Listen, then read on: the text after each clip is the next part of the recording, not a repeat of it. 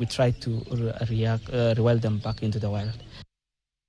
Now, 2 residents of Oleserian village, located just a few kilometers from Kajiado town, are currently receiving treatment at Kajiado Referral Hospital after being attacked by a rogue hyena in a shocking incident that occurred in the early hours of Tuesday morning.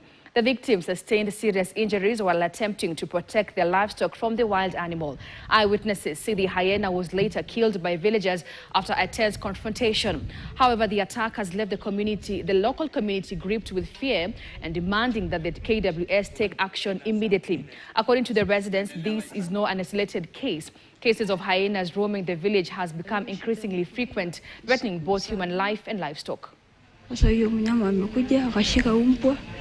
Sasa mimi akasikia akajaribu kutoka, najaribu kumulikia na torch.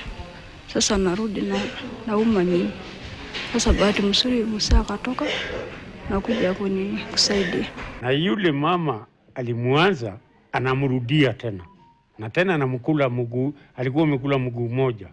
Sasa alipokuja kula mimi alirudia mama na akakula mguu hiyo ingine. Mimi nikatoka usiku saa hiyo. Tukapambana na hiyo ofisi, nikamdunga na hii mkuki ikafunjika. Bahati mzuri nimeua.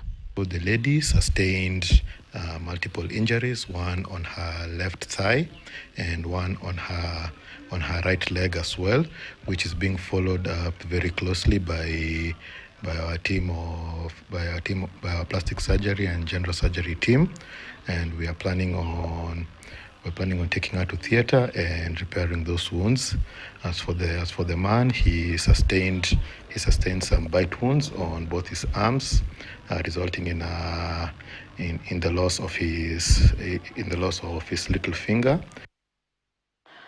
Really sad, and we are wishing them quick recovery. Well, we are taking a short breather right here on KTN News Desk, but don't go too far because we still have much ahead on the other side.